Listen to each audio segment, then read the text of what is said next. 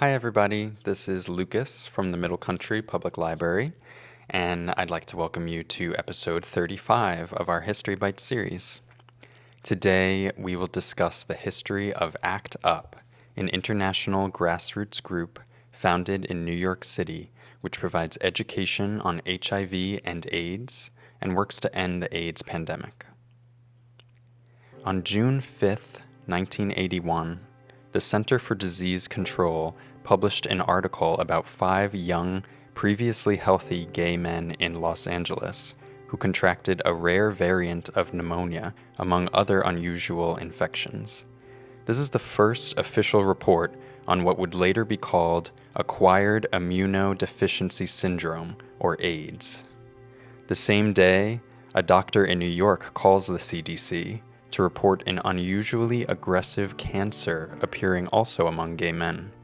Soon the terms gay cancer and gay plague entered the public lexicon. At this time, gay sex was still illegal in the United States, and there was no legal protection against discrimination for LGBTQ individuals. The already existing misunderstanding and stigma surrounding LGBTQ people was part of why the initial government and public response to the AIDS crisis was slow and unsympathetic. President Ronald Reagan did not publicly address the crisis until 1985. By 1987, over 40,000 people in the United States died of AIDS-related illnesses. On March 10th of that year, gay activist and playwright Larry Kramer gave a speech at the Lesbian and Gay Community Center in Manhattan and called for the formation of an AIDS activist group. 2 days later, approximately 300 people showed up to establish ACT UP. The name is an acronym which stands for AIDS Coalition to Unleash Power. They committed to nonviolent and direct action to end the AIDS crisis. The group's first act of civil disobedience took place on March 24th, 1987, on Wall Street. They protested the profiteering of pharmaceutical companies on drugs used to prevent and treat AIDS, especially the company Burroughs Wellcome, who manufactured the drug AZT. ACT UP called for greater access to experimental AIDS drugs and for a more coordinated national policy to fight the disease. 17 members were arrested that day.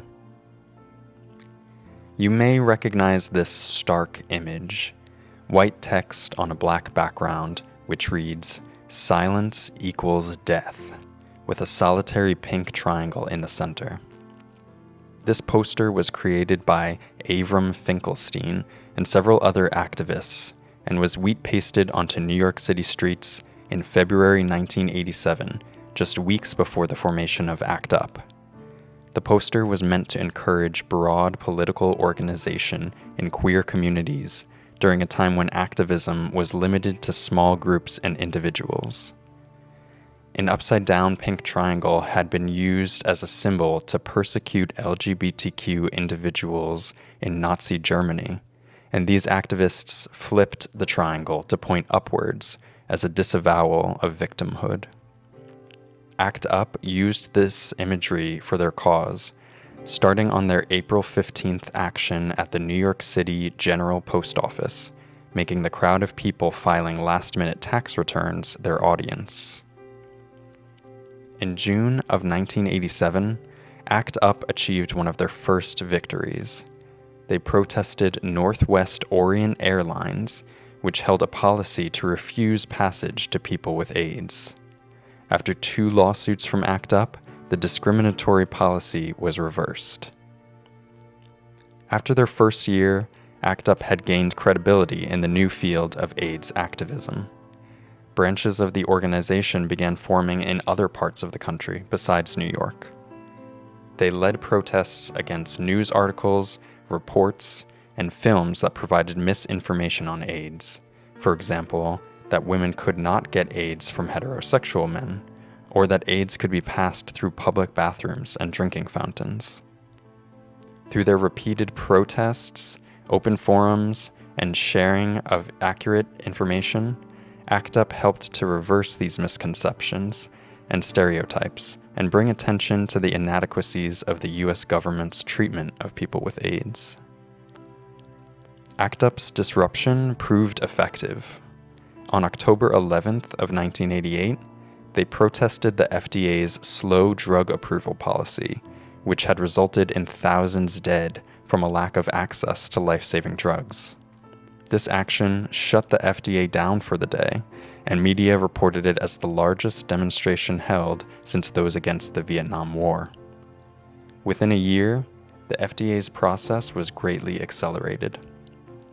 On September 14, 1989, ACT UP again protested pharmaceutical price gouging on the floor of the New York Stock Exchange, stopping trading that day.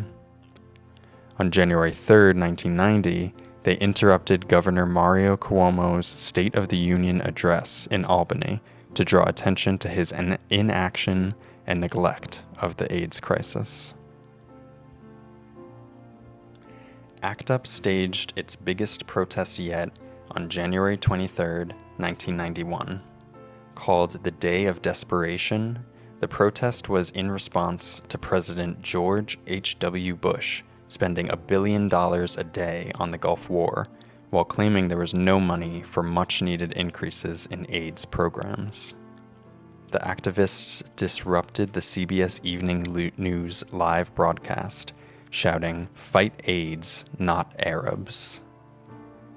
Demonstrations took place in all 5 boroughs of New York City that day, culminating in a massive action in Grand Central Station, where banners on balloons floated to the ceiling reading, "Money for AIDS, not for war," and "1 AIDS death every 8 minutes."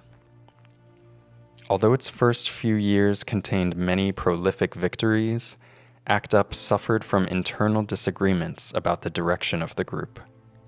One committee from the group split to form the Treatment Action Group, or TAG, which focused on accelerating research and availability of newer treatments for AIDS, rather than acts of protest.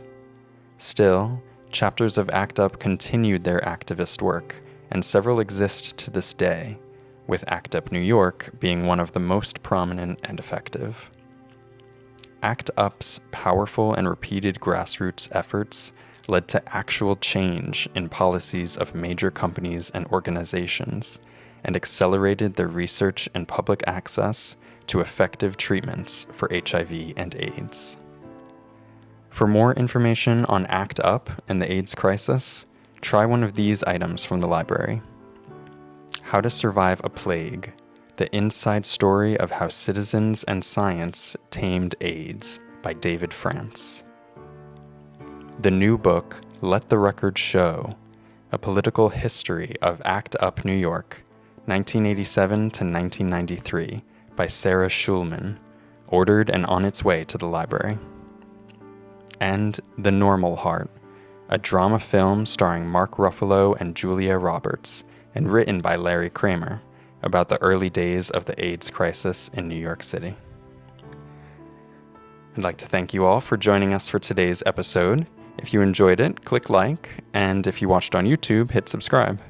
Thank you so much, and we'll see you all next time.